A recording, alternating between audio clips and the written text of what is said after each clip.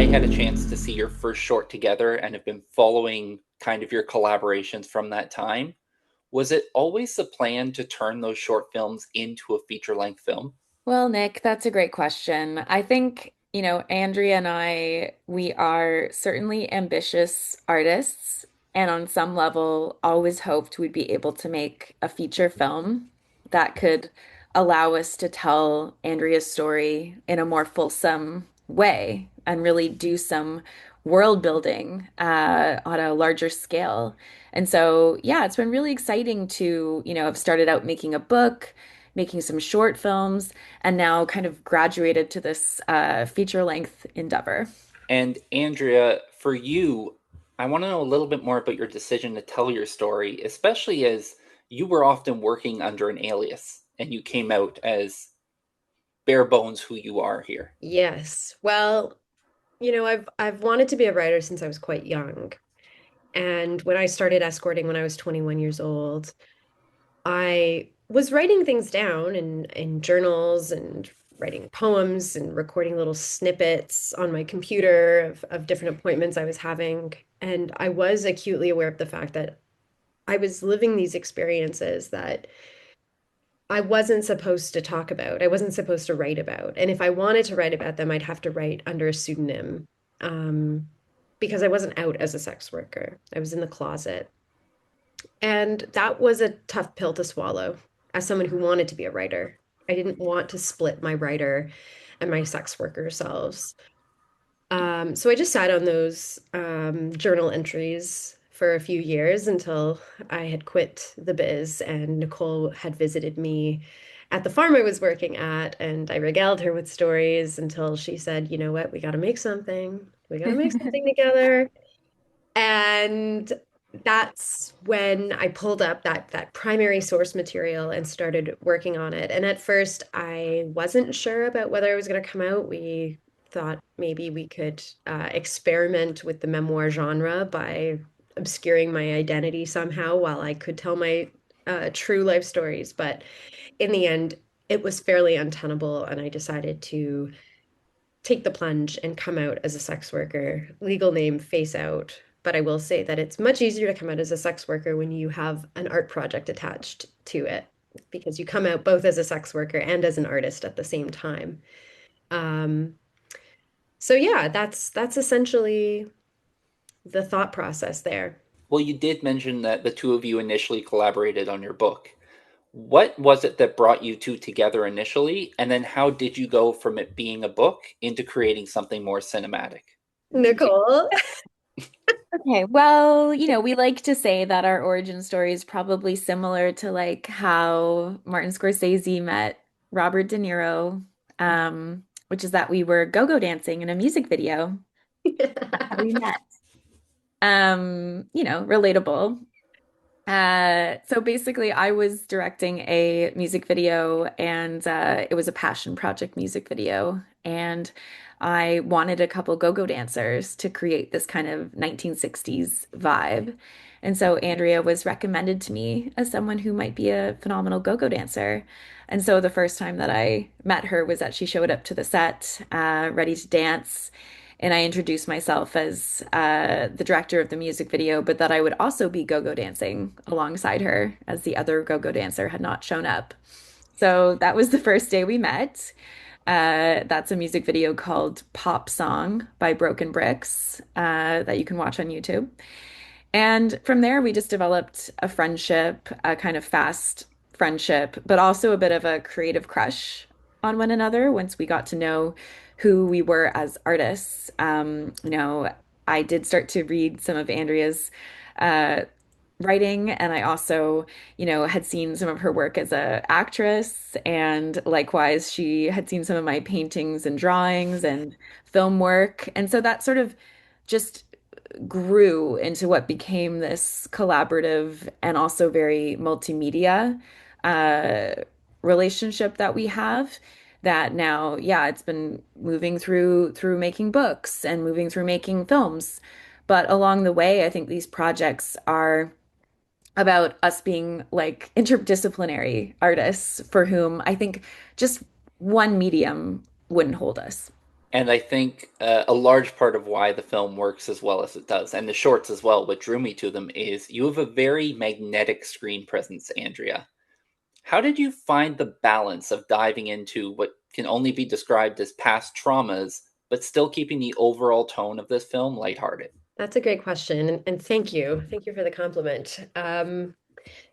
Well, it was important for us to find that balance because there's no accurate, authentic portrayal of sex work that's not going to include some of those negative, traumatic experiences, at least for my personal story. It wouldn't be true to my experience to exclude those parts. And so, we worked pretty hard to integrate, uh, the darker elements of my career as a sex worker weaved with the levity and the brightness of the rest of the stories. And then, there's stories, there's two that jump out that are definitely explicitly traumatic. And then there's like other stories that were also traumatic, but treated in a kind of a humorous way, packaged in a funny way, which is also a way of processing trauma. Um, and so I think we do it pretty well in the film, and I think that that's part of why it's important, in a sex worker story to have sex workers have these decision-making rules on the way TV and film depicts our experience. I think that's the sex worker touch that you see in that balance because it's my experience, and also because I'm making the film with Nicole, who's like not just my artistic collaborator, but like a very good friend. I think like there's a prism of friendship and love and mutual care and protection that goes into uh, these scenes that are difficult but treated with so much tender care. And I think that's how our stories and our trauma should be treated is with that soft touch. And so, yeah, they're not we're not glamorizing sex work. We're being quite forthright about the risks that we face as sex workers under a criminalized model in this country, in Canada. Um, and I think that we do it, we pull it off because of the amount of thought and reflection and care that we put into the script and how we shot the film and how the film was edited.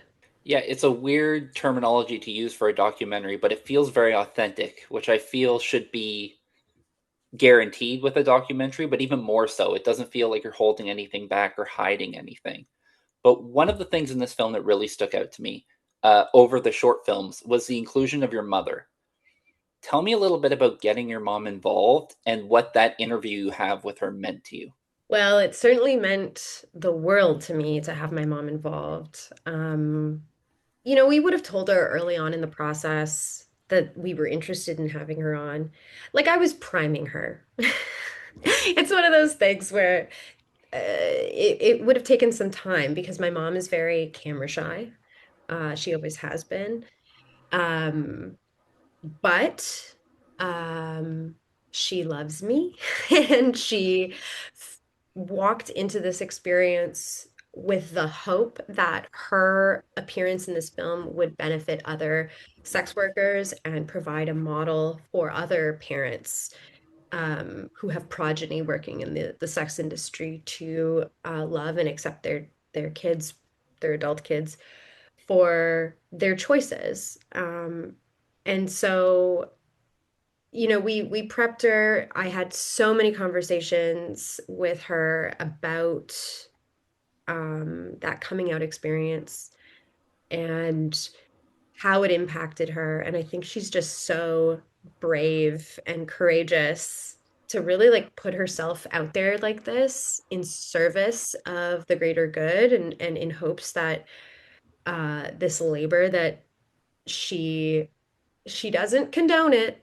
She's very clear about that. She doesn't, you know, necessarily want me to be a sex worker, but she accepts me for who I am. She accepts that this is the work that I've chosen, and it she doesn't reject me as a result. And so, yeah, my mom is like a perfect angel walking on this earth, and we're so grateful that we were able to capture her in this film. Yeah, she does a really good job of giving the point of view of someone who, like you said, doesn't condone it, may not even fully understand it at all points, but is willing to accept the person for who they are. And I think that's a really good point of view to have in a film like this.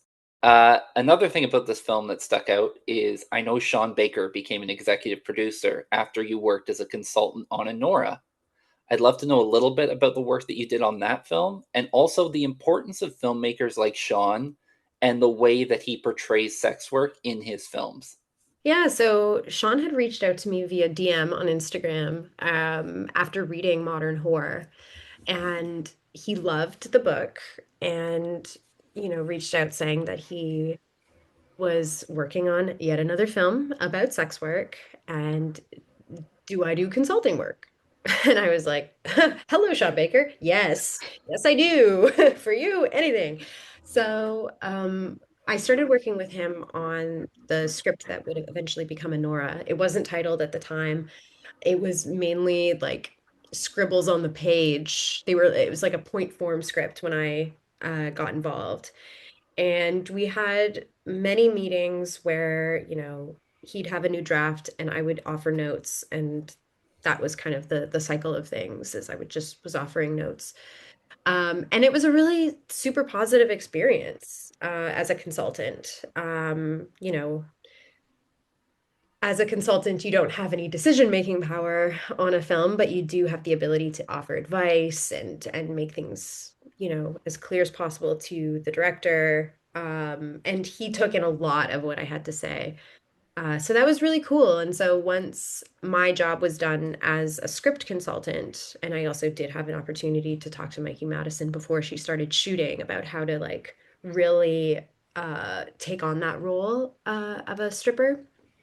Um, we like Nicole and I were working on Modern Horror, and we had been in the States. We were in Aspen for the Aspen Shorts Fest, and took a little flight down to LA and met up with Sean on a patio in West Hollywood, and we shot our shot. We just asked if he'd be interested in becoming the executive producer of Modern Horror, and we are very grateful that he said yes.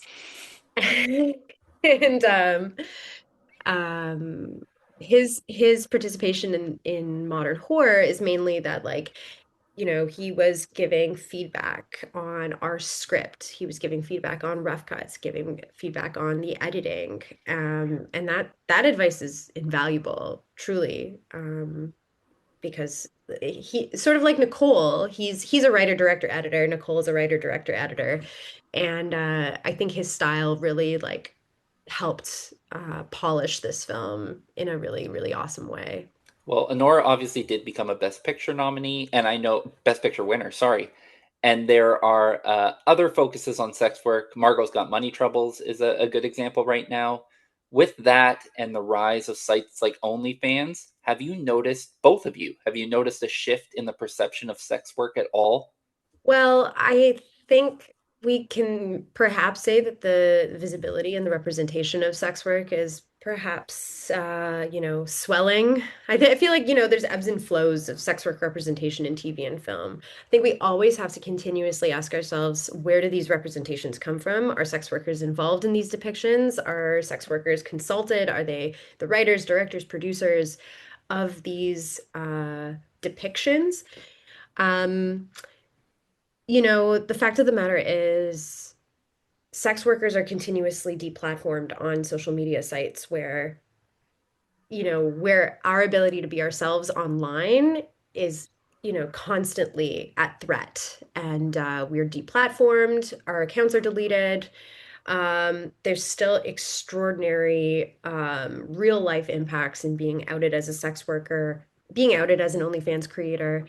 I think like there's a larger awareness that people are doing sex work, but I don't think it's necessarily protecting those people who have perhaps engaged in sex work in the past from being outed in current workplaces that have nothing to do with sex work and risk losing their jobs. How many stories have we heard of nurses and teachers and other women, primarily in other industries being fired because their OnlyFans account was discovered, right? So there may be more visibility, but visibility doesn't necessarily equal safety. And what we need to see is if we're going to be visible, let it be like sex workers who are in control of our depictions and our storytelling be at the forefront of that visibility and representation, because otherwise we're just rehashing the same old stigma and stereotypes that have kept us oppressed in the past. And we also have to remember that what oppresses us most of all is legislation and policy that criminalize our industry. And so if that visibility and representation doesn't come with legal change, it's empty. It doesn't actually do anything to improve our working conditions and therefore our health and safety.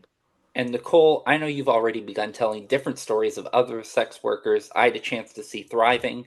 Um, is that something that you want to continue doing? And is it something where you want to go back into the feature length film, or a short film something you want to kind of just hone your craft in and telling all these different stories in this bite-sized format? I know you guys, your bite-sized breakdown, all about bite-sized projects. I think, both the short film format and feature length format continue to be interesting to me because I think it has to do with what feels right to the story that you want to tell. What's the runtime that sort of speaks to telling that story well. And, Andrea and I are already joking or not quite joking about a sequel. So stay tuned for that in terms of other modern horror projects. But yeah, the next film that I'm doing is, about the conundrum of modern parenting and the question of whether to become a parent in the world that we live in. And it's a film that deals with abortion as part of that. And so it's called Hypothetical Baby. And it's written and starring Rachel Cairns.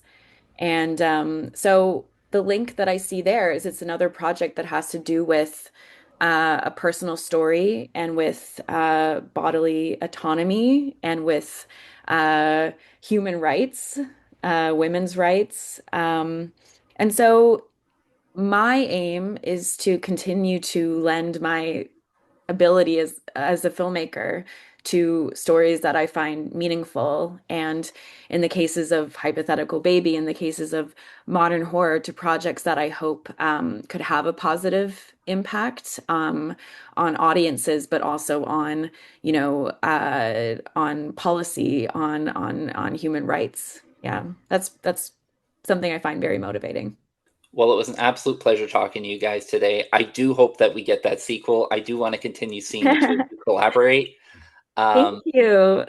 and hopefully, a lot of people check this film out, and hopefully, it starts to change a lot of people's minds. Oh, thank you so much, Nick.